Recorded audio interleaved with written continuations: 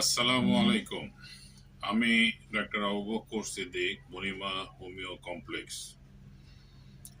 আমি আজকে যে বিষয় নিয়ে কথা বলবো তা হলো থ্যালাসেমিয়া। এই থ্যালাসেমিয়া নামটি একটি এক সময় খুব অপরিচিত নাম ছিল, কিন্তু এই রোগটি এখন প্রায় অনেকের অনেক বাসাতেই দেখা যায় যে এই বাচ্চা এই থ্যালাসেমিয়া আক্রান্ত। অবশ্য এটি আগে এই রোগটিকে রক্ত শূন্যতা হিসেবে ট্রিট করা হতো, কিন্তু চিকিৎসা বিজ্ঞানের উন্নতির ক্রমান্বয়ে এটি এখন থ্যালাসেমিয়া হিসেবে শনাক্ত। এই থ্যালাসেমিয়া রোগটি আসলে একটি ভয়াবহ রোগ। এই কারণেই বলবো যে এই রোগের চিকিৎসা এখনো পর্যন্ত আবিষ্কৃত হয়নি এলোপ্যাথিক শাস্ত্র অনুযায়ী। এই রোগের সবচেয়ে খারাপ দিক হলো প্রতি মাসের নির্দিষ্ট টাইমে রক্ত দিতে হয়। ডাক্তারদের মতবাদ অনুযায়ী যদি রোগী বাঁচাতে চান রক্ত দিবেন, সহজ কথা। আর সাপোর্টেড কিছু ওষুধ দেওয়া হয়, জিঙ্ক, যেমন আপনার শরীরে আয়রন দানা বাঁধে সেটি কমানোর জন্য এইসব কমন কিছু ওষুধ দেওয়া হয়। এবং এই রোগটি আসলে কেন হয়, এই রোগটি বলতে আসলে কি বুঝি, এবং এই রোগটি হলে কি খাবার খাওয়া যেতে পারে, এবং এই রোগটির হোমিওপ্যাথিক চিকিৎসা আদৌ ভালো হয় কিনা, এই ব্যাপারেই আজকে আমি কথা বলবো। থ্যালাসেমিয়া হলো একটি ইনহেরিটেড ব্লাড ডিসঅর্ডার। ইনহেরিটেড হলো বংশানুক্রমিক।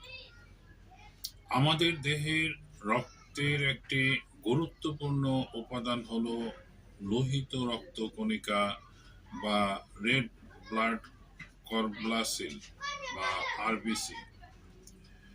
এই আরবিসি এর মধ্যে সবচেয়ে গুরুত্বপূর্ণ কম্পাউন্ডই হলো হিমোগ্লোবিন।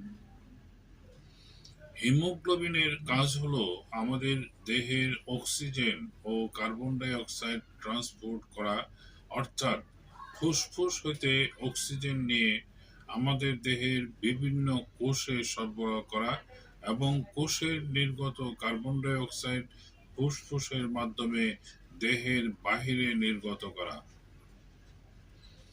থ্যালাসেমিয়া সম্পর্কে বিস্তারিত জানতে হলে হিমোগ্লোবিনের গঠন সম্পর্কে জানতে হবে। হিমোগ্লোবিনের সেন্টারে থাকে হিমোকেল আর সাইটে থাকে গ্লোবিন চেইন। এই গ্লোবিন চেইন দুই ধরনের হয়, আলফা গ্লোবিন চেইন এবং বিটা গ্লোবিন চেইন। হিমোগ্লোবিন তৈরির জন্য আলফা গ্লোবিন চেইনের জন্য 4টি জিন দরকার, আর বিটা গ্লোবিন চেইনের জন্য 2টি জিন দরকার। অর্থাৎ হিমোগ্লোবিন তৈরির জন্য মোট 6টি জিন দরকার পড়ে।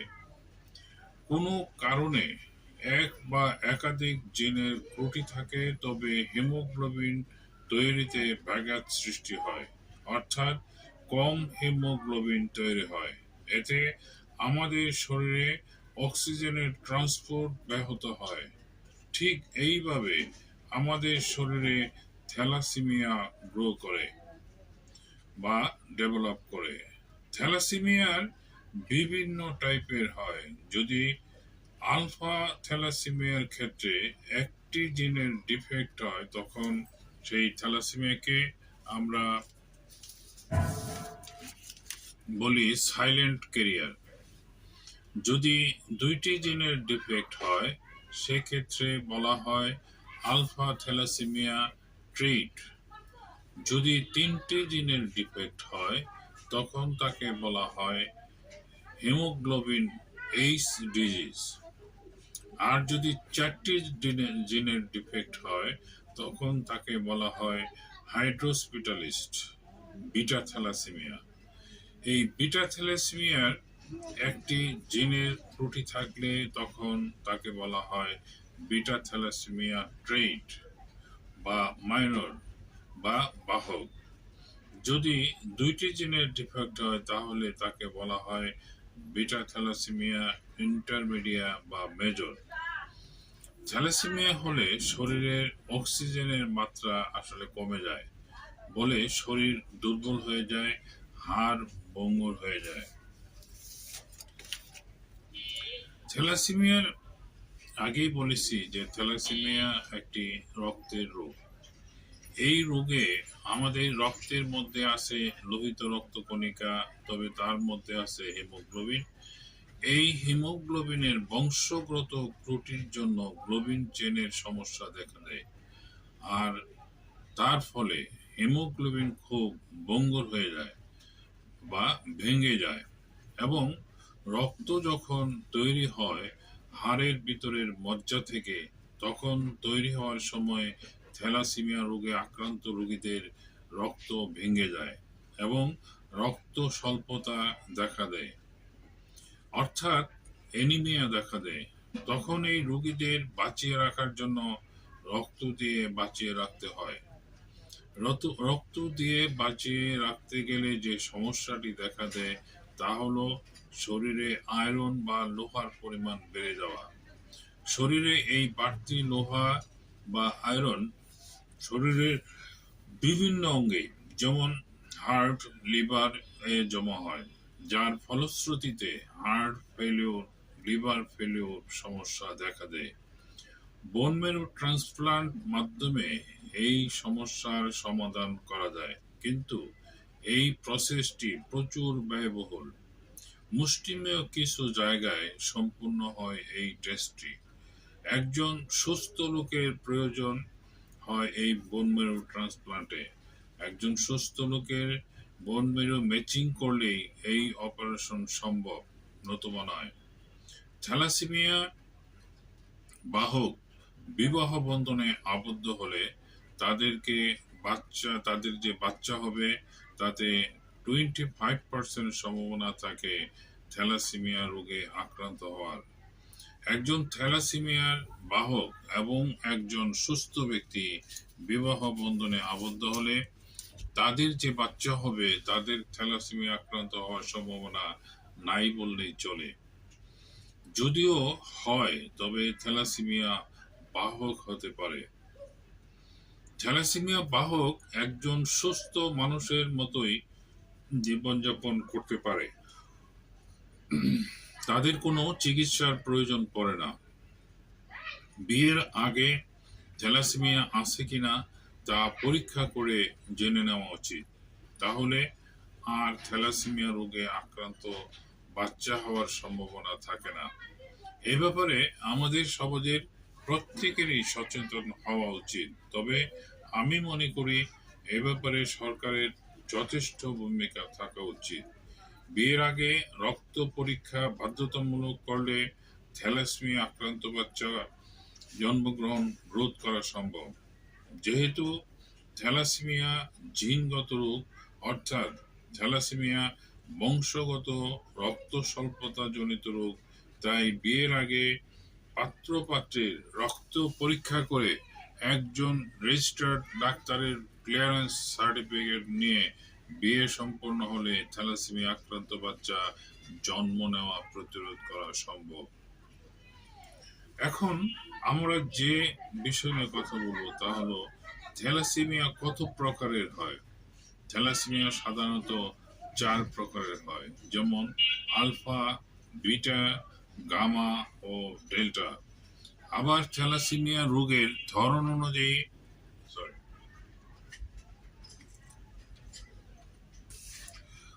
থ্যালাসেমিয়াকে 3 ভাগে ভাগ করা যায়, যেমন থ্যালাসেমিয়া মেজর, থ্যালাসেমিয়া ইন্টারমিডিয়া এবং থ্যালাসেমিয়া মাইনর বা ট্রেড।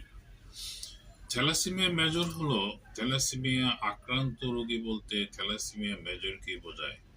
দুইজন বাহকের মিলনেই থ্যালাসেমিয়া আক্রান্ত বাচ্চার জন্ম হয়। বাচ্চার বয়স 2-3 মাস হলেই থ্যালাসেমিয়া মেজর বোঝা যায়। বাচ্চার মধ্যে রক্ত শূন্যতা দেখা দেয়, খাবারে অরুচি দেখা দেয়, চেহারা ফ্যাকাশে হয়ে যায়। তখন পরীক্ষা করে বাচ্চাকে রক্ত দিতে হয় এবং তার নির্দিষ্ট সময় পর পুনরায় রক্ত দিতে হয়, অর্থাৎ যতদিন বাঁচার ততদিন নির্দিষ্ট সময় অন্তর রক্ত দিয়ে যেতে হয়। থ্যালাসেমিয়া মেজর রোগের বৈশিষ্ট্যই হলো নির্দিষ্ট সময় অন্তর রোগীকে রক্ত দেওয়া। রক্ত না দিলে রোগী পর্যায়ক্রমে মৃত্যুর মুখে পতিত হয়। থ্যালাসেমিয়া ইন্টারমিডিয়া, এই ধরনের রোগীকে মাঝে মাঝে রক্ত দিতে হয়, সেটা 3 মাস হতে পারে, আবার 1 বছর হতে পারে। নির্দিষ্ট কিছু নিয়ম মেনে চললে এই ধরনের রোগীর খুব একটা সমস্যা হয় না। থ্যালাসেমিয়া মাইনর বা ট্রেড, এই ধরনের রোগীকে রক্ত দেওয়া লাগে না, এরা সাধারণত বাহক হিসেবে পরিচিত। পরীক্ষা না করলে অনেক সময় এরা নিজেরাও বুঝতে পারে না সে থ্যালাসেমিয়ার বাহক। থ্যালাসেমিয়া বাহকের কোনো চিকিৎসার সাধারণত প্রয়োজন পড়ে না, কিন্তু প্রতিকূল পরিবেশের কারণে শরীরের বিভিন্ন অত্যাচার হলে থ্যালাসেমিয়া ইন্টারমিডিয়েট বা থ্যালাসেমিয়া ট্রেইটও থ্যালাসেমিয়া মেজরে আক্রান্ত হতে পারে। তার প্রমাণ হিসাবে আমি একজন রোগী পেয়েছি, যে রোগীর 27 বছর বয়স, ওনার 2 ছেলে মেয়ে, না সম্ভবত 3 ছেলে মেয়ে। এই পর্যন্ত ওনার কোনো শারীরিক অসুবিধা বা থ্যালাসেমিয়ার কোনো লক্ষণ বা কোনো চিকিৎসার প্রয়োজন পড়ে নাই, কিন্তু হঠাৎ উনি অসুস্থ হয়ে পড়েন এবং পরীক্ষা করে জানা যায় উনি থ্যালাসেমিয়া মেজরে আক্রান্ত। এখানে প্রশ্ন হলো যে থ্যালাসেমিয়া মেজর সাধারণত জন্মের পর থেকেই 2 থেকে 3 মাস পরই রক্তের প্রয়োজন হয় বাচ্চাকে বাঁচিয়ে রাখার জন্য।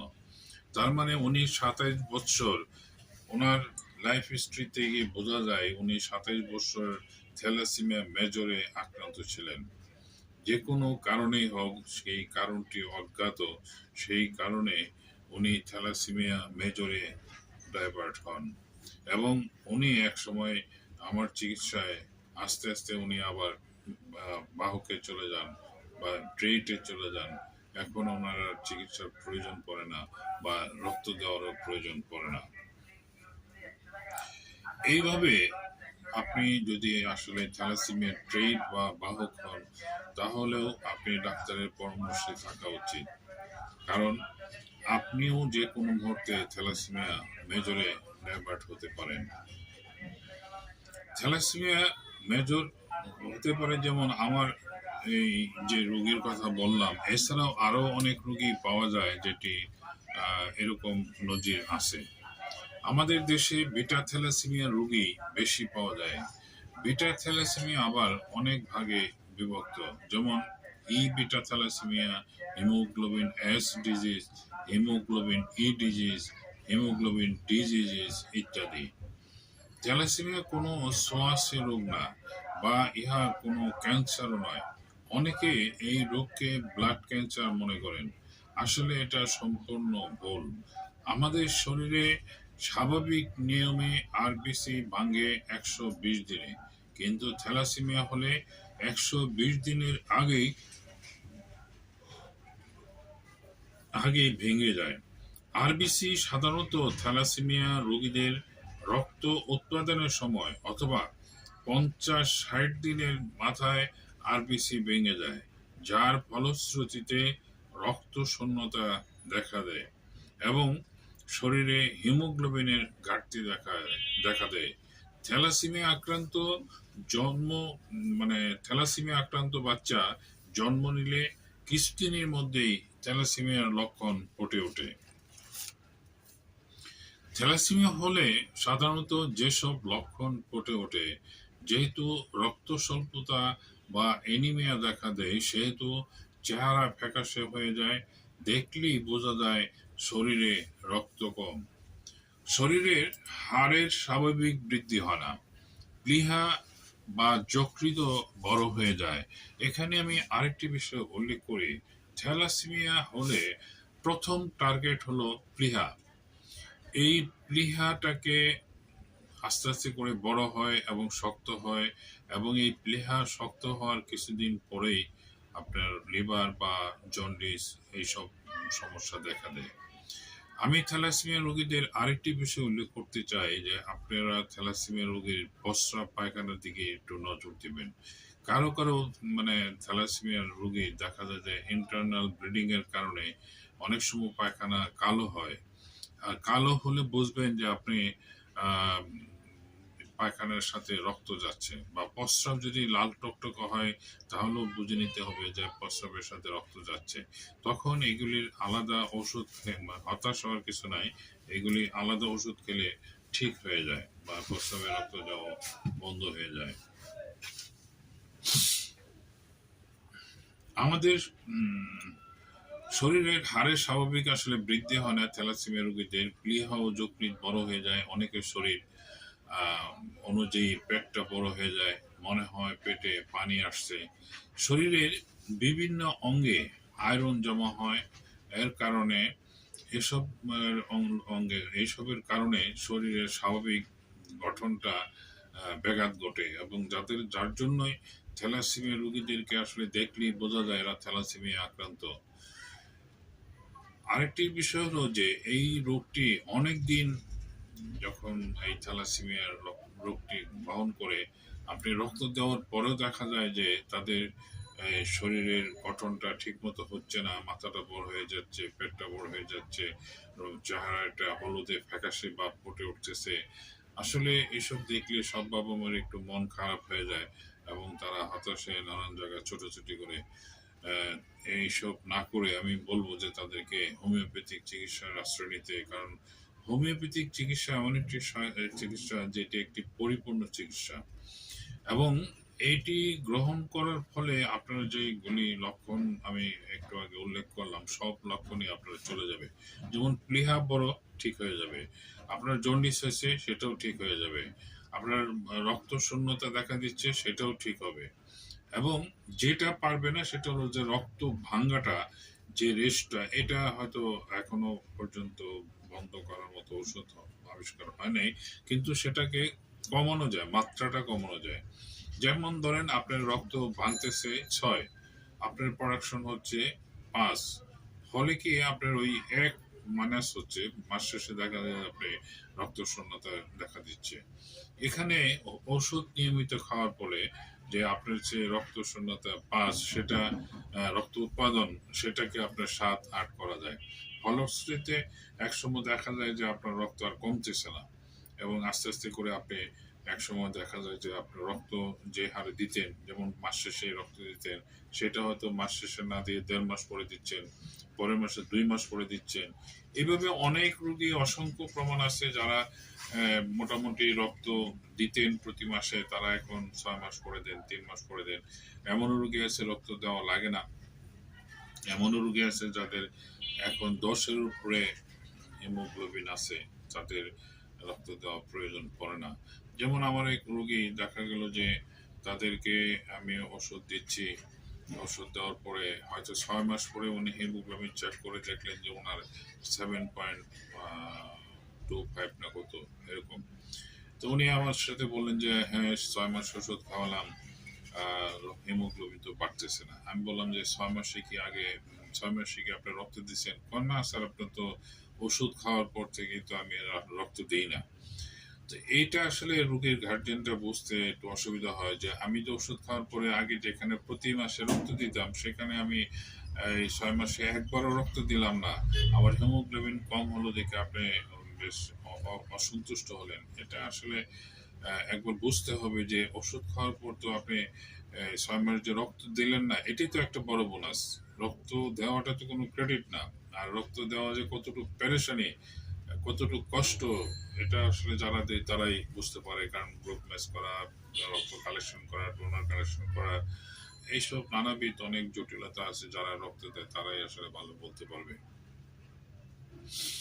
শরীরে স্বাভাবিক বৃদ্ধিটা এই থ্যালাসেমিয়ার কারণে হয় না। অনেক রোগীর মাথা বড় হয়ে যায়, অনেক রোগীর ডায়াবেটিস দেখা দেয়, অনেক রোগীর শরীরে বিভিন্ন গ্রন্থিতে পানি জমে, আবার অনেক রোগীর শরীর বা পেট পড়ে যায়। নির্দিষ্ট সময় অন্তর অন্তর বাড়তি আয়রন না বাহির করলে রোগীর অবস্থা খারাপ হতে থাকে। থ্যালাসেমিয়া রোগী অনেক সময় জন্ডিসে আক্রান্ত হন।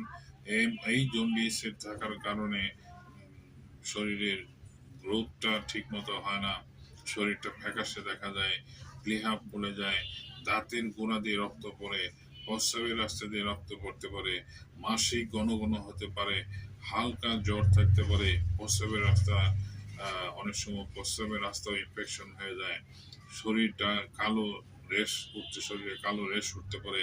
এইরকম নানা উপসর্গ দেখা দেয়। আমি একটি রোগীর ব্যাপারে আমি যেটা প্র্যাকটিক্যাল দেখেছি সেটা আরেকটু অভিজ্ঞতা শেয়ার করি। যেমন একটা রুগী আসলেন, ওনার বয়স 13 বছর, উনি 12.5 বছর যাবৎ উনি রক্ত দিচ্ছেন, এবং একটা পর্যায়ে যখন আসে আমার কাছে তখন ওই রুগীর পেটটা মনে হলো লোহার মতো শক্ত, এবং তাকে দেখে মনে হলো 5 থেকে 6 বছর বয়স, কিন্তু শরীরটা হয়তো সংগঠিত, কিন্তু সংগঠিত হলেও তার যে স্বাভাবিক গ্রোথটা সেটা হয় নাই। অথচ রক্ত দেওয়ার ব্যাপারে কোনো রকম কার্পণ্য করেন নাই, উনি নিয়মিতভাবে রক্ত দিয়ে আসছিলেন এবং একটা পর্যায়ে মাসে 4 বার রক্ত দিতেন। এই 4 বার রক্ত দেওয়া একটা গার্জেনের জন্য কতটুকু মানে ট্র্যাজেডি, সেটা আসলে বলা মানে আমি আসলে সঠিক ব্যাখ্যা করতে পারবো না, কারণ আমি এটার ভুক্তভোগী না। কিন্তু একবার চিন্তা করুন যে একটা লোক মাস্টারি করে তার চাকরিতে জয়েন করতে হয়, সংসারে অন্যান্য বাচ্চাদের দেখাশোনা করতে হয়, আর তাদের যে ফ্যামিলির যে খরচ সেটা বহন করতে হয়, আবার বাচ্চাকে 4 বার রক্ত দেওয়ার জন্য এই পিজি হাসপাতালে দৌড়াদৌড়ি করা, এটা আসলে ছোটা। এটা এমন একটা পর্যায়ে যে না পারে মায়া ছাড়তে, না পারে বন্ধ করতে, না পারে সহ্য করতে, না পারে অর্থনৈতিক সংস্থান করতে। এটা আসলে কঠিন, এটা চিন্তা করতেও কঠিন লাগে আসলে। আল্লাহ মাফ করুক যেন এই সমস্যাটি কারো না দেয়। আমি এখন বলবো থ্যালাসেমিয়া রোগীর খাবার তালিকা। এই থ্যালাসেমিয়া রোগীর আসলে কিছু খাবার মেনটেন করতে হয়, যেমন থ্যালাসেমিয়া রোগী রক্ত গ্রহণ যেমন আবশ্যক, ঠিক তেমনি খাবার গ্রহণের সতর্কতা অবলম্বন করতে হবে। প্রচুর ক্যালসিয়াম সমৃদ্ধ খাবার খেতে হবে যাতে হাড়ের গঠনটা সঠিকভাবে গঠিত হয় এবং মজবুত হয়। আয়রন চষে এবং এটি আয়রনকে চষে নেয়। প্রতিদিন প্রতিদিনের খাবার তালিকায় ভিটামিন ডি সমৃদ্ধ খাবার রাখুন, যেমন ডিম, মাছ ইত্যাদি। নিয়মিত খাবারের পর লাল চা বা গ্রিন টি পান করুন, যা রক্তের অতিরিক্ত আয়রনকে কমায়। থ্যালাসেমিয়া এই আরেকটি বিষয় আমি বললি যে এটি কিন্তু একটি ইম্পর্টেন্ট আপনার খাওয়ার, মানে রোগীদের, থ্যালাসেমিয়া রোগীদের অন্তত 2 বেলা গ্রিন টি বা লাল চা এটা খাওয়া উচিত। এবং এতে আপনি যদি রক্ত নিয়ে থাকেন, যে বাড়তি জমা আয়রনটা, যেটা আমাদের খাবারের যে আয়রন সেটা যেভাবে অ্যাবজর্ব হয়, বাড়তি রক্তের আয়রনটা অ্যাবজর্ব করতে পারে না, যার জন্য ওটা শরীরে বিভিন্ন জায়গায় জমা হয়, এবং গ্রিন টিটা বা লাল চাটা খেলে সেই আয়রনটা আস্তে আস্তে মাত্রাটা কমিয়ে দেয়। এবং এটা কমার ব্যাপারে হোমিওপ্যাথিতে ওষুধ আছে, সেটা আমি পরে উল্লেখ করছি। থ্যালাসেমিয়া রোগে আক্রান্ত রোগীর রোগ প্রতিরোধ ক্ষমতা কম থাকে, তাই এমন খাবার খাওয়া উচিত যে খাবারে রোগ প্রতিরোধ ক্ষমতা বাড়ায়।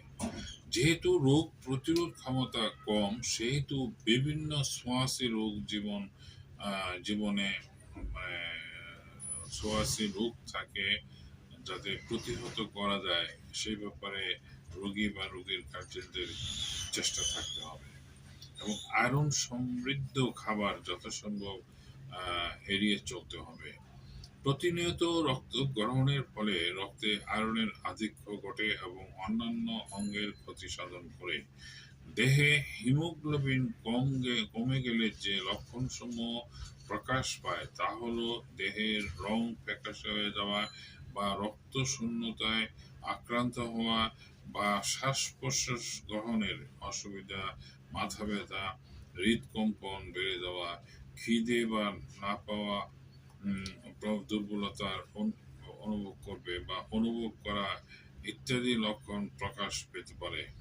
Folic acid iron, vitamin C, vitamin B 12, এই জরুরি উপাদান কমে গেলে আমাদের শরীরে হিমোগ্লোবিন কমে যায়। আমরা দিনে জেনে নেই কোন ধরনের খাবার হিমোগ্লোবিন বাড়াতে সাহায্য করে। এই ফলিক অ্যাসিড হিমোগ্লোবিন তৈরির জন্য একটি গুরুত্বপূর্ণ উপাদান। সুতরাং এই হিমোগ্লোবিন বাড়ানোর জন্য ফলিক অ্যাসিড যুক্ত খাবার খাওয়া উচিত। আসুন দেখে নিই কি কি খাবারে ফলিক অ্যাসিড থাকে। প্রতিদিন খাবারের সাথে শাকসবজি খাওয়া উচিত, এতে প্রচুর পরিমাণে ফলিক অ্যাসিড থাকে। Chicken liver, mutton liver, broccoli, কলা, বাদাম, এইগুলি আমাদের ফলিক অ্যাসিড তৈরিতে যোগান দেয়। এগুলি নিয়মিত খেলে হিমোগ্লোবিন বৃদ্ধি পাবে। খেজুর, বেদানা, তরমুজ, আমলকি ইত্যাদি ফলগুলি নিয়মিত খেলে হিমোগ্লোবিন বৃদ্ধি পাবে। বিশেষ করে প্রতিদিন একটি করে আপেল ও বেদানা খেলে আমাদের শরীরে হিমোগ্লোবিন বৃদ্ধি পাবে। হিমোগ্লোবিন তৈরির জন্য ভিটামিন সি প্রয়োজন, তাই আমাদের পালং শাক বা ক্যাপসিকাম, লেবু ইত্যাদি খাবারগুলি খাওয়ার ব্যাপারে আগ্রহ থাকতে হবে। এবং পাকা পেঁপে, স্ট্রবেরি, আঙ্গুর প্রভৃতি ফল হিমোগ্লোবিন বাড়াতে সাহায্য করে। বিট ফলের রস খেলে হিমোগ্লোবিন বাড়ে। বিট ফলটি নিয়ে একটু কথা বলি, কারণ বিট ফলটি আসলে একটু খেতে একটু কষ্টকর। এটি জুস আকারে খাওয়াটা সবচেয়ে উত্তম। এটি জুস আকারে খাওয়ার সময় আসলে খুব একটা কষ্ট হয় না, কিন্তু তরকারি করে খেলে এটি দেখা যায় যে তরকারিটা আসলে, আমি অবশ্য নিজে খেয়ে দেখেছি যে একটু খাইতে একটু অসুবিধা লাগে। তবে সবচেয়ে উত্তম ফল পাওয়ার জন্য বিট ফলটা জুস আকারে, এবং এটার সাথে পারলে এক দুইটা গাজরের টুকরো মিশিয়ে এটাকে জুস করে খেলে উত্তম ফল পাওয়া যায়। এখন আলোচনা করব থ্যালাসেমিয়া থেকে মুক্তির উপায় বা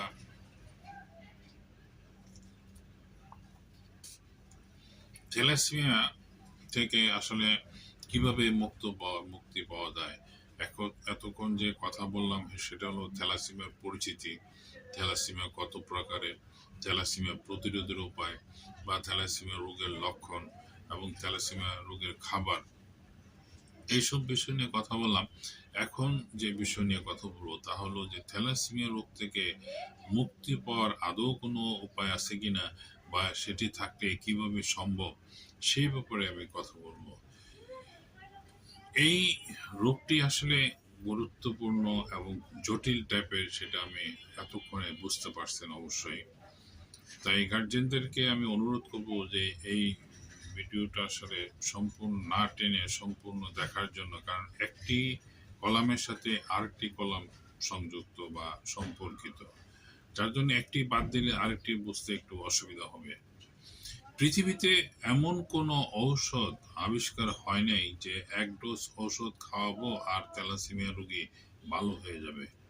তাই ধৈর্য সহকারে কমপক্ষে 6 মাস থ্যালাসেমিয়া রোগীর লক্ষণ অনুযায়ী চিকিৎসা দিলে থ্যালাসেমিয়া মেজর রোগী ভালো হয়ে যাবে। অর্থাৎ থ্যালাসেমিয়া মেজর রোগী ট্রিটে বা ইন্টারমিডিয়েটে রোগ নেবে।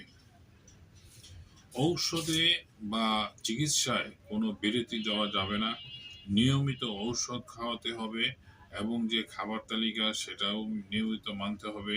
কোনো অসুবিধা হলে ডাক্তারের সাথে পরামর্শ করতে হবে। নিয়মিত ঔষধ খাওয়ালে প্রতি মাসের নির্দিষ্ট তারিখ বা রক্ত ভরার তারিখ পরিবর্তন হবে। যেমন ধরুন আপনি 10 তারিখে রক্ত দিতেন বাচ্চাকে, কিন্তু নিয়মিতভাবে 1 মাস ঔষধ খাওয়ার পর দেখবেন 10 তারিখের পরিবর্তে সেটা 20 তারিখ বা 30 তারিখ এইভাবে সময় বৃদ্ধি পাচ্ছে। এই বৃদ্ধিটা আসলে আমি একটু আমার বাস্তব অভিজ্ঞতায় বলি যে অনেক গার্জেন আছে বাচ্চার দিকে সবসময় তাকিয়ে থাকে এবং তাকিয়ে তাকিয়ে দেখায় যে ওনার রংটা আসলে কি হচ্ছে না হচ্ছে। মানে তার মানে কি একটা নির্দিষ্ট টাইমে আসার সাথে সাথেই রক্ত যাওয়ার জন্য অস্থির হয়ে যান। কিন্তু আগে তো হিমোগ্লোবিন মাত্রা দেখবেন, তারপর ডিসিশন নেবেন রক্ত দেবেন কিনা। এমনও দেখা যায় যে নিয়ে গেছে, হয়তো দেখা গেল যে রক্ত কত সেটাও বলে নাই। তা রক্ত দেওয়ার পরে দেখা যায় যে রোগী জানতে পারলো যে তার বাচ্চার হিমোগ্লোবিন ছিল 8 কত সাম। এই পর্যায়ে আসলে আপনার রক্ত দেওয়ার কোনো প্রয়োজন নাই।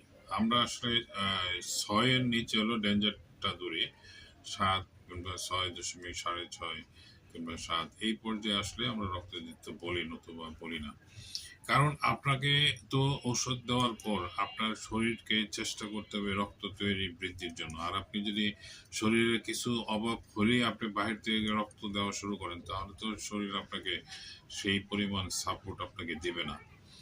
আর শরীর সবচেয়ে বড় কথা হলো যে আপনার বাচ্চা দুর্বল হচ্ছে না, সম্পূর্ণ সুস্থ, খাওয়া দাওয়া ঠিক মতো করতেছে, গ্রোথ হচ্ছে ঠিক মতো, তার মুভমেন্ট সব কিছু স্বাভাবিক, কোনো রকম কোনো অসুবিধা নেই, তাহলে আপনি রক্ত দেওয়ার জন্য অস্থির হবেন কেন? আপনার বাচ্চা সুস্থ আছে কিনা সেটা আগে খেয়াল করবেন। এটা আসলে আমি আপনাকে বোঝাইতে পারতেছি না, কিন্তু এখানে বুঝতে হবে যে বাচ্চার ভিতরে শরীরের রক্ত উৎপাদনটা বাড়াতে হলে তাকে সুযোগ দিতে হবে, এবং অন্যান্য অসুখ বিসুখ যেটা যদি কোনো রকম দেখা দেয় সেটাও ডাক্তারের সাথে পরামর্শ করতে হবে। এবং সেটা পরামর্শ অনুযায়ী সবচেয়ে ভালো হয় যা আপনার বাচ্চা যখন রক্ত দেওয়ার প্রয়োজন হবে তখন আপনার পরীক্ষা করে ডাক্তারের সাথে পরামর্শ করবেন যে আমি রক্ত দেব কি দেব না। তখন আপনার বাচ্চার অন্যান্য সুবিধা অসুবিধা সব ডিটেল জেনে ডাক্তার হয়তো আপনাকে বলবে যে আপনার রক্ত দেওয়া প্রয়োজন না প্রয়োজন না। এটি আমি মনে করি সব গার্জেনের ডাক্তারের সাথে পরামর্শ করে রক্ত দেওয়া উচিত। যেমন আমি এটা বাস্তবতা থেকেই অনেক মানে গার্জেন সেটা করে বলে ব্যাখ্যা করে দিলাম, কারণ হলো যে তারা আহ, যারা রক্ত পড়ে তাদেরকে পরীক্ষা করার পরে 10-এর নিচে, তাদের যুক্তি হলো 10-এর নিচে থাকলেই রক্ত দিতে হবে। আর আমাদের যুক্তি হলো যে আমরা যেহেতু ওষুধ দিচ্ছি, আবার সব ধরনের পদের ওষুধ দিচ্ছি, যেখানে তার শারীরিক গ্রোথের ওষুধ দিচ্ছি, তার লিভার ঠিক রাখার জন্য ওষুধ দিচ্ছি, প্লেয়ার স্বাভাবিক হওয়ার জন্য ওষুধ দিচ্ছি, আপনার এই রক্ত প্রোডাকশন বাড়ার জন্য ওষুধ দিচ্ছি, রক্ত যাতে কম ভাঙে সেটার ওষুধ দিচ্ছি, প্রতিটা সাইটের ওষুধ যাচ্ছে, এবং এনার্জেটিক থাকার জন্য ওষুধ দিচ্ছি, পাশাপাশি রোগ প্রতিরোধ ক্ষমতা বৃদ্ধির জন্য ওষুধ দিচ্ছি। তো প্রতিটা সাইটের ওষুধ খাওয়ার পরে আপনি এত অস্থির হবেন কেন রক্ত দেওয়ার জন্য? আপনি একটু দেখেন আপনার বাচ্চা অসুবিধা আছে কিনা, সেটা মুভ করেন, তারপর আপনি ডিসিশন রক্ত। কারণ রক্ত দেওয়াটা আসলে কোনো বাহাদুরি বা সম্মানের কিছু না, এটা রোগীকে আসলে মানে বাঁচিয়ে রাখা। ন্যাচারালি রক্ত তৈরি হওয়ার চেয়ে ক্ষতিকর হলো রক্ত দেওয়া।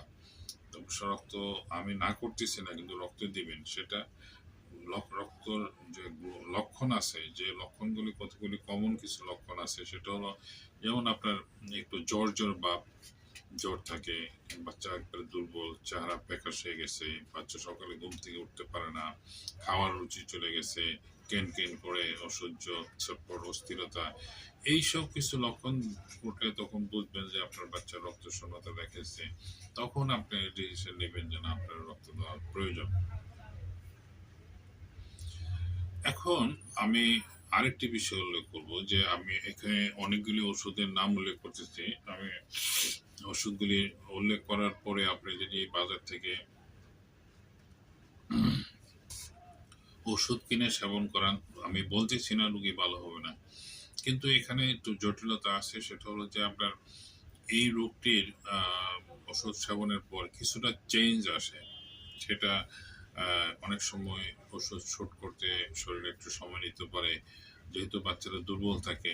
অনেক সময় দেখা গেল যে ওষুধটা খাওয়ার পরে অন্য একটা লক্ষণ ফুটে উঠছে। এই কারণে একজন ডাক্তারের, অভিজ্ঞ ডাক্তারের পরামর্শেই থ্যালাসেমিয়া রোগের চিকিৎসা করা উচিত।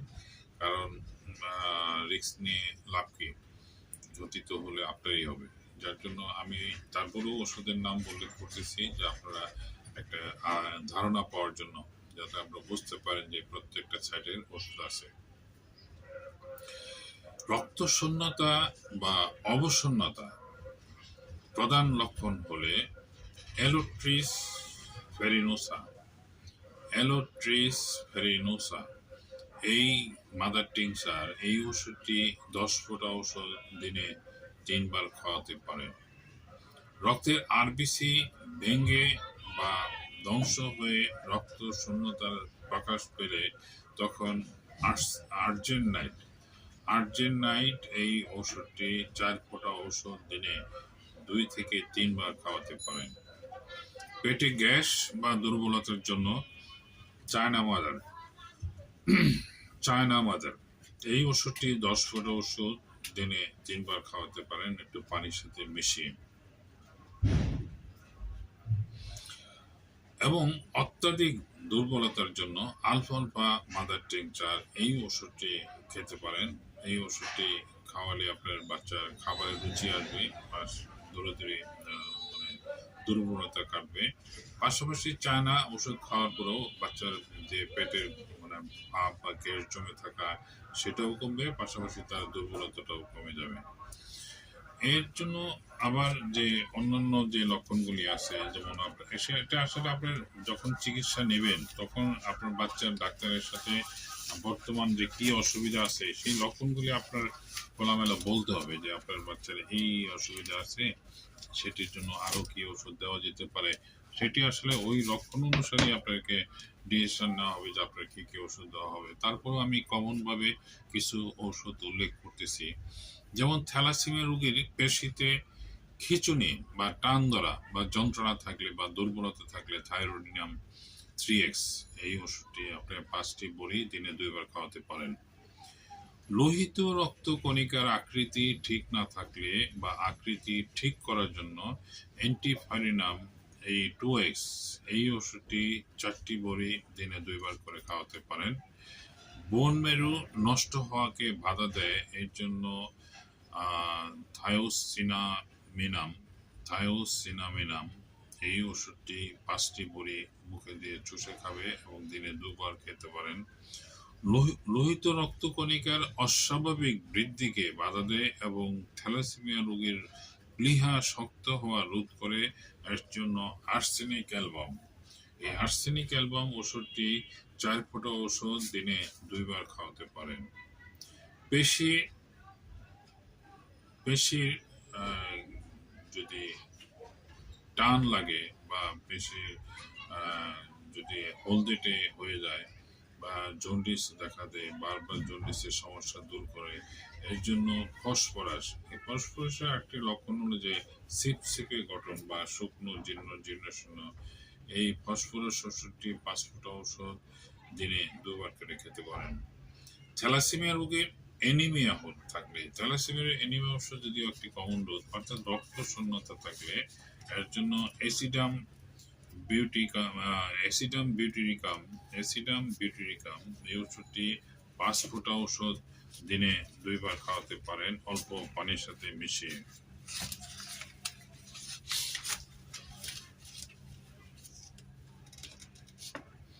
লোহিত রক্ত কণিকা ও হিমোগ্লোবিন কমতে থাকলে এর জন্য বাড়াতে সাহায্য করে ক্যালকেরিয়া আর্সেনিকাম এই ওষুধটি বা ক্যালকেরিয়া আর্স এই ওষুধটি খাওয়ার নিয়ম হলো 5 ফোঁটা ওষুধ অল্প পানিতে মিশিয়ে দিনে 2 বার সেবন করবেন। আমি আবার বলছি, লোহিত রক্ত কণিকা বা হিমোগ্লোবিন কমতে থাকলে এটি রোধ করে বা বাড়তে সাহায্য করে ক্যালকেরিয়া আর্স এই ক্যালকেরিয়া আর্স ওষুধটি আপনার 5 ফোঁটা ওষুধ দিনে 2 বার সেবন করতে পারেন। লোহিত রক্তকণিকার কাউন্টিং কমতে থাকলে এটি কাউন্টিং দ্বিগুণ করে, যেমন নেট্রাম কোকোডাইলিকাম এই ওষুধটি 5 ফোঁটা ওষুধ দিনে 2 বার সেবন করতে পারেন। রক্ত পাল্টানোর সময় সীমা বাড়াতে সাহায্য করে, লোহিত রক্তকণিকা নষ্ট হওয়া রোধ করে, এর জন্য লেকোসিস 200 এই ওষুধটি 5 ফোঁটা ওষুধ অল্প পানিতে মিশিয়ে দিনে 2 বার সেবন করতে পারেন। লোহিত রক্তকণিকা ও হিমোগ্লোবিন বাড়াতে কাজ করে ফেরাম মেটালিকাম বা ফেরামেট এই ঔষধটি ৫ ফোঁটা ঔষধ অল্প পানিতে মিশিয়ে দিনে ২ বার সেবন করতে পারেন। অ্যাসিটিক অ্যাসিড প্রসূতি রক্তশূন্যতায় ইহা কার্যকরী। বিভিন্ন রোগের কারণে রোগী রক্তহীন বা ফ্যাকাশে হয়ে থাকলে এই ওষুধটি খুবই উপযোগী। গ্লিসারিন সাংঘাতিক রক্তশূন্যতা ইহা সর্বশ্রেষ্ঠ ঔষধ। ইহার কার্যকারিতা অতিশয় উৎকৃষ্ট। বিশুদ্ধ গ্লিসারিন ১ চামচ বা পাতিলেবুর রস ২ চামচ এইভাবে মিশিয়ে প্রতিদিন দিনে ২ বার সেবন করতে পারেন। এর পরবর্তী যে ওষুধটি বলবো তা হলো গ্রাফাইটিস। রোগী বা রোগিনী দেখতে বেশ সুন্দর, মোটাসোটা, মোটেই বল পায় না, রক্তহীন, নখ মলিন, পাংশুবর্ণ, চোখের পাতা ভারী ইত্যাদিতে এই ওষুধটি কার্যকরী। ক্যালকেরিয়া ফস যে কোনো প্রকার রক্তহীনতা রোগের জন্য ক্যালকেরিয়া ফস খুবই ক্যালপস এই খুবই কার্যকরী একটি ঔষধ। এছাড়া BC1 বায়ো কম্বিনেশন বা BC1 হলো বা বায়োপ্লাজিন 1 বা রোগীর যে কোনো কারণেই রক্তশূন্যতা হোক না কেন এই ওষুধটি খুবই উৎকৃষ্ট একটি ঔষধ। আলফালফা রক্তশূন্যতা দুর্বলতায় ইহা কিছুদিন সেবন করলে শরীরের কর্মশক্তি বা বল শক্তি বৃদ্ধি পায়, দুর্বলতা দূর হয়, হজম শক্তি বৃদ্ধি পায় এবং ক্ষুধা বাড়ে। এই আলফালফা অবশ্য কয়েকটি ফর্মে পাওয়া যায়। জার্মানি শোয়েব কোম্পানির আছে, রেকোয়েক কোম্পানির আছে, ইন্ডিয়ান আছে, এরপর বাংলাদেশি তো আছেই এবং বিভিন্ন মাদার টিনচার ফর্ম এই ওষুধটি পাওয়া যায়। লেসিথিন মাদার বা 3X অনেক দিনের পুরনো রক্তশূন্যতায় এই ওষুধটি উপকারী। আর্জেন্ট নাইট আরবিসি ভাঙ্গার ফলে যে দুর্বলতা আসে তা কাটার জন্য আর্জেন্ট নাইট ওষুধটি কার্যকরী।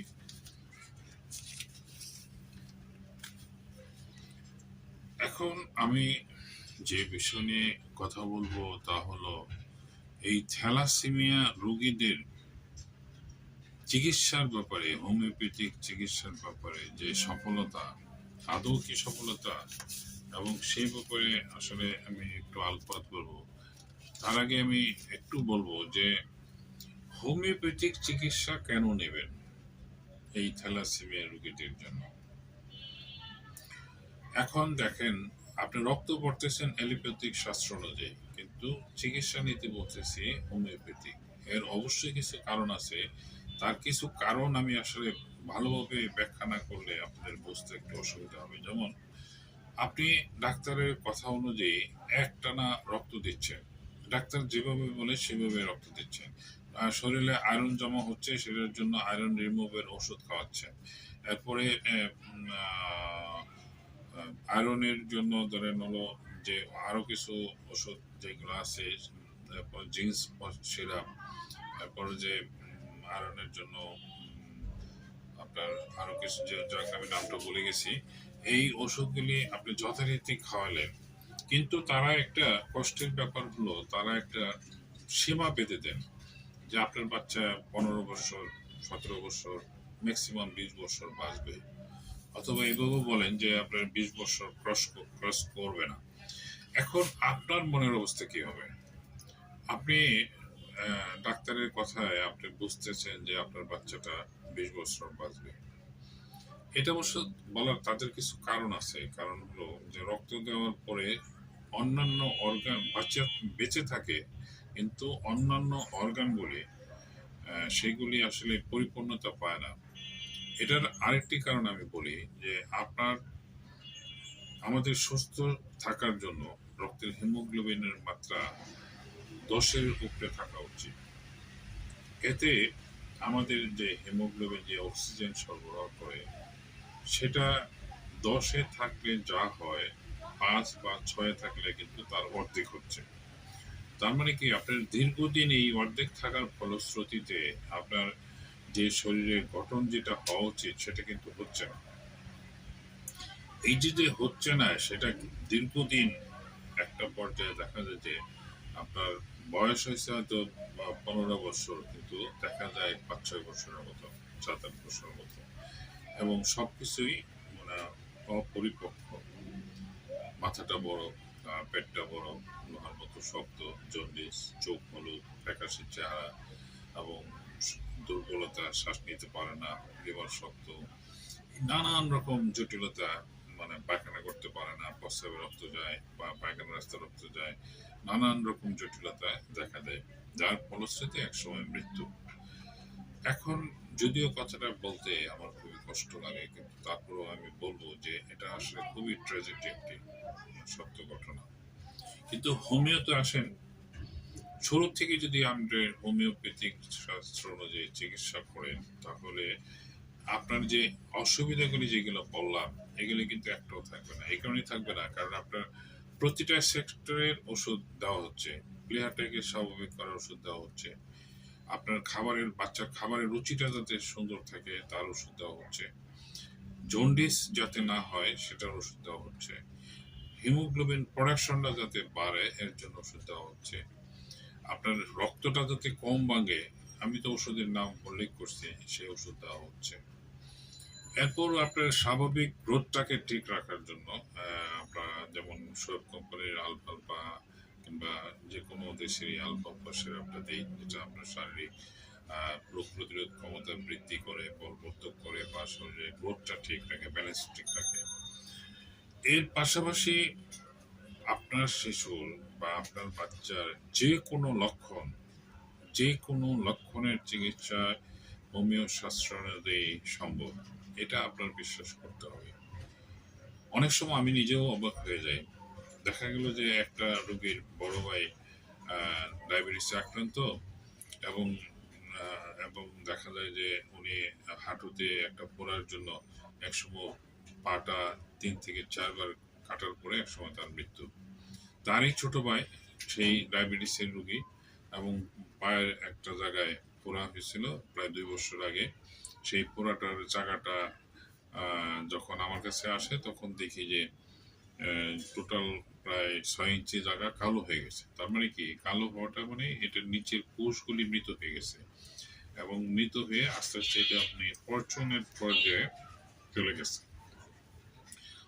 ওনাকে আমি 3 মাস চিকিৎসা করলাম, পোড়াটাও সম্পূর্ণ শুকিয়ে যায় এবং কালোটাও ভালো হয়ে যায়।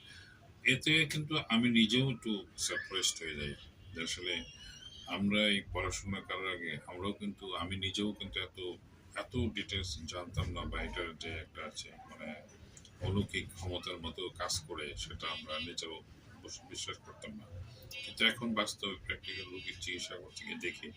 এই কারণে আবারও বলতেছি যে আসলে আপনার শরীরের যে কোনো লক্ষণের চিকিৎসা হোমিও শাস্ত্র অনুযায়ী সম্ভব। যার দরুন আপনি এই আপনার বাচ্চার যে জটিল রোগের যে সমাধান, সেই সমাধানের যত ধরনের সমস্যা আছে সব কিছুর চিকিৎসাই হোমিওতে সম্ভব। তো আপনি শুরু থেকে হয়তো বা আপনার মাসে একটা টাকা খরচ হবে, কিন্তু খরচ হলেও আপনি তো একটা নিশ্চিত লাইফ পাচ্ছেন। আপনি ওই এলোপ্যাথিক শাস্ত্র অনুযায়ী নির্দিষ্ট টাইমে মৃত্যু ঘোষণা পাচ্ছেন না। আপনার বাচ্চার তখন হলো, আমি বলতেছি না যে এত বছর বলবো, আমি বলতেছি ওনার আয়ু যতদিন আছে ততদিন বাঁচবে এবং সুস্থ হবে। একজনের মৃত্যু তো কেউ ঠেকাতে পারবে না, কিন্তু অন্য 10টা বাচ্চা যেভাবে বড় হচ্ছে, যে রেশিওতে খাবার খাচ্ছে, যেভাবে পড়াশোনা করতেছে, আপনার বাচ্চা তার চেয়ে কোনো অংশ কম থাকবে না, এইটুকু নিশ্চয়তা আমি দিতে পারি। কারণ আমার চিকিৎসাধীন অনেক রোগী আছে যারা এখন কলেজে পড়ে, এমন রোগী আছে যারা প্রতি মাসে রক্ত দিত, এখন আর রক্ত দেওয়া লাগে না, এমন রোগী আছে যারা প্রতি মাসে রক্ত দিত, এখন 6 মাস পর পর দেয়। আবার এমন রোগী আছে, এক মহিলা রোগী আছে দেখা গেল থ্যালাসেমিয়া আক্রান্ত ছিল, তিনি সুস্থ হওয়ার পরে আবার পরবর্তীতে বাচ্চা প্রসব করছেন, এবং বাচ্চা এবং মা দুজনই সুস্থ আছেন। এইগুলো অহরহ অনেক প্রমাণ আছে। যার জন্য আপনাকে যেটা আমি আপনার, আমার নিজের জন্য বলছি না, আমি যে কারণে বলতেছি যে আপনারা একটা সঠিক পথে আসুন। সঠিক পথ বলতে কি, যেটা মানে আপনার জন্য পারফেক্ট। আপনি ওখানে টাকা খরচ করতেছেন, এখানে 1 মাস দেখেন, 1 মাস দেখার পরে তো আপনার একটা আইডিয়া হবে। আমার এখানে যারা আসছেন তারা 1 মাস চিকিৎসার পর দেখা যায় যে পুনরায় কিন্তু আমার ব্যস্ততার জন্য তাদের খোঁজ দিতে পারি না।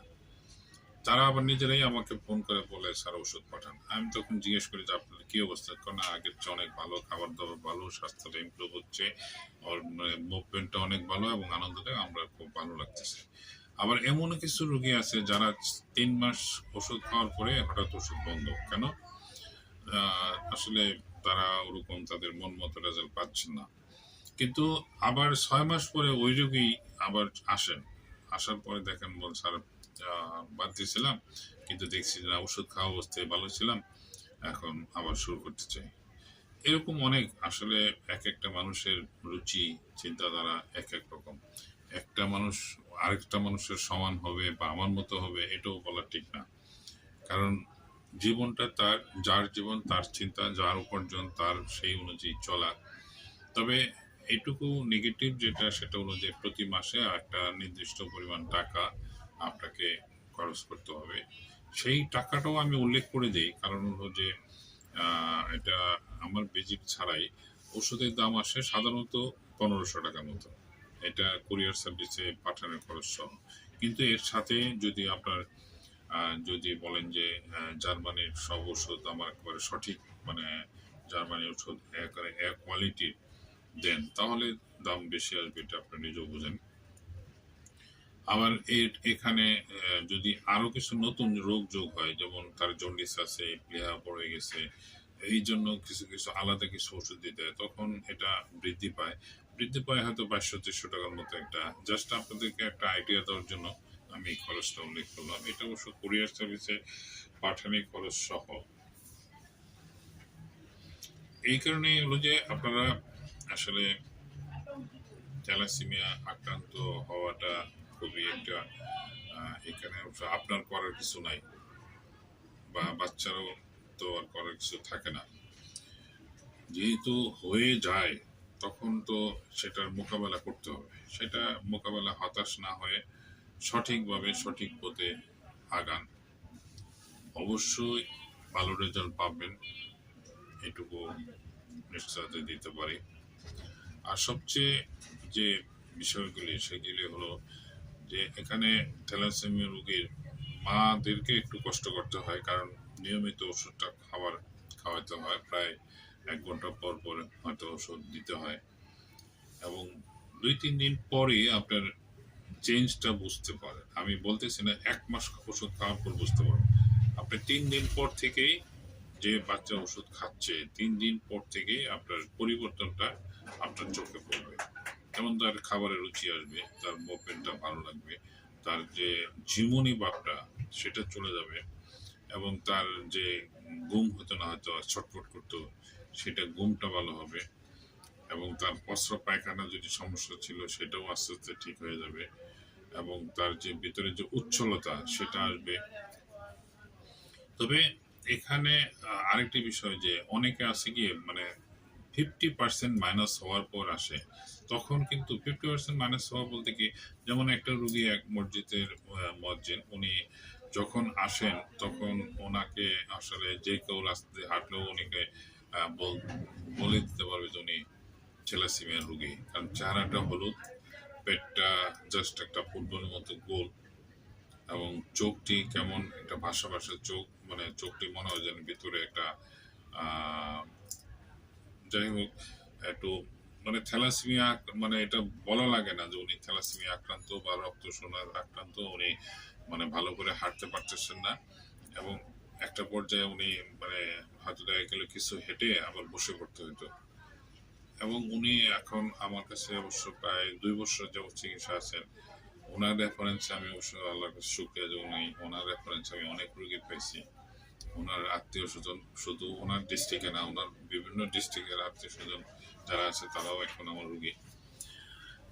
এখন উনি সুস্থ আছেন এবং ভালো আছেন, এবং অন্য 10 জন যেরকম দেখা যায় ওনাকেও সেরকমই দেখা যায় আল্লাহর মতে।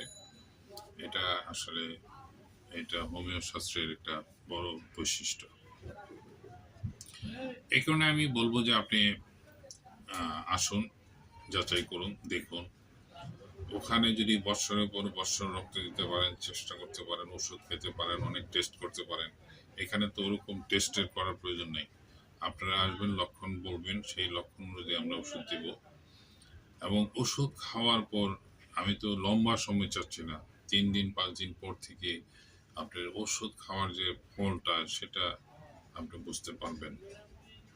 এটাই তো আপনার জন্য বড় সফলতা, কারণ যেখানে আপনি হতাশ হয়ে যাচ্ছেন, আর হোমিও শাস্ত্রে আপনার হতাশ হওয়ার কিছু নেই।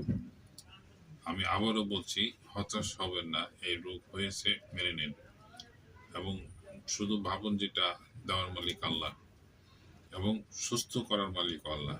সুতরাং এখানে জাস্ট হলো আমরা মাধ্যম ওসিলা, সেই অনুযায়ী আমরা আমাদের শাস্ত্রের সফলতার ব্যাপারটাই আমি উল্লেখ করলাম। এবং যারা এই ভিডিওটা একটু লম্বা হয়ে গেছে তারপরেও আমি বলতেছি যে আপনারা আপনাদের বাচ্চাদেরকে হোমিওপ্যাথিক চিকিৎসা অনুযায়ী চিকিৎসা করান। আর আমার সাথে পরামর্শ করতে চাইলে আমার মোবাইল নাম্বার 01733162976। এই নাম্বারটি আসলে ডাক্তার আবু বকর সিদ্দিক সেভ করলে এই নাম্বারটি হোয়াটসঅ্যাপ ইমো দুইটাই পাবেন। তখন যারা দূরের রোগী, যারা আসতে পারে না, তাদের জন্য হয়তো বাচ্চার ভিডিও কল বা বাচ্চার ভিডিও করে বাচ্চার ছবি বা কি কি প্রবলেম হচ্ছে সেগুলা, কারণ অনেক বাংলাদেশে বিভিন্ন প্রান্ত থেকেই রোগী আসে, কিন্তু অনেক জায়গায় আছে অনেকে ব্যস্ত থাকেন, আসতে পারেন না। তো আর বিকল্প হিসাবে দেখা যায় যে আপনি হোয়াটসঅ্যাপ ইমোতে আপনার বাচ্চার একটা ভিডিও করবেন এবং বাচ্চার পেটের একটা ছবি দেবেন, চোখের একটা ছবি দেবেন, জিব্বার একটা ছবি দেবেন এবং পাশাপাশি আপনার দাঁড়ানো অবস্থায় তার স্বাভাবিক একটা ছবি ছবি দেবেন। আর অন্যান্য কাগজপত্র যে পরীক্ষা নিরীক্ষা করেছেন সেগুলোর ছবি দেবেন। আর দ্বিতীয়ত হলো যে আপনাদের বর্তমান অসুবিধাগুলি সেগুলো লিখে দেবেন। এতে কি হবে, আমার একটা আইডিয়া হবে এবং সেই অনুযায়ী আমি আপনাকে ওষুধ কুরিয়ার আপনার অ্যাড্রেস দিতে গেলে আপনার নাম, মোবাইল নাম্বার, থানা, জেলা এটি উল্লেখ করবেন এবং হোয়াটসঅ্যাপের মধ্যে দিয়ে রাখলে আমি যখন আপনার ওষুধটা রেডি করবো এটি এখানে লিখে আপনার কুরিয়ারে পাঠিয়ে দেবো এবং সেখানে আপনার কন্ডিশনে আপনার ওখান থেকে পেমেন্ট দিয়ে ওষুধ পেমেন্ট দিয়ে আপনার দিতে পারবেন। আপনার আসলে অনেক কথাই বললাম, এর জন্য দুঃখিত। আজকে আমি থ্যালাসেমিয়া নিয়ে কিছু জাস্ট একটু ধারণা দেওয়ার চেষ্টা করলাম, এর চিকিৎসার ব্যাপারেও কিছু কথা বললাম এবং এটি কেন হোমিওপ্যাথিক চিকিৎসা নেবেন সেই ব্যাপারে আমি জোর দিলাম যে এটা আসলে অনেকেই আছেন যাদের সামর্থ্য আছে এবং তারা ম্যাক্সিমাম দেখা যায় তারা এলোপ্যাথিক শাস্ত্র অনুযায়ী তারা হাঁটে, কিন্তু এক সময় যখন বৎসরের পর বৎসর চলে যায় তখন হতাশ হওয়ার পরে কিন্তু যখন হোমিওতে আসতে চান কিন্তু আসলেও তখন দেখা যায় অনেক সময় নষ্ট হয়ে যায় এবং এই বাচ্চার যে গঠনটা চেঞ্জ হয় সেটাকে স্বাভাবিক করতে প্রায় 5-6 মাস চলে যায়। যার জন্য এটা শুরু থেকেই ডিসিশন নেওয়া উচিত। কারণ যেমন ফেনীতে একটা রোগী আছে যে এখন বাচ্চার হিমোগ্লোবিন হলো 10, আমি লাস্ট রিপোর্ট হলো 10.25। ওনার রেফারেন্স আমি অনেক রোগী পেয়েছি, ওনার কাছে শুকরিয়া প্রকাশ করি, আল্লাহর কাছে শুকরিয়া প্রকাশ করি এবং উনি এখন থ্যালাসেমিয়া পারপাসে ওষুধ খাওয়ার প্রয়োজন পড়ে না, জাস্ট ওনাকে এই সর্দি কাশি কিংবা একটা সুস্থতার জন্য কিছু ওষুধ হয়তো আমি ওনাকে প্রতি মাসে পাঠাই, জাস্ট হলো একটা অবজারভেশনে রাখা আর কি। তো ঠিক আছে, ভালো থাকেন। আসলে আপনার অনেক বিরক্ত করলাম। আমার ভিডিও দেখার জন্য আপনাকে অবশ্যই ধন্যবাদ জানাচ্ছি। যদি আপনার ভিডিওটা সামান্য উপকারে লাগে তাহলে আমাকে লাইক দিয়ে রাখবেন এবং সাবস্ক্রাইব করে রাখবেন। আপনাদের কাছে দোয়া চেয়ে আমি আজকে এখানে শেষ করছি। আপনাদের সুস্থতা কামনা করে আল্লাহ হাফিজ। ভালো থাকুন, সুস্থ থাকুন।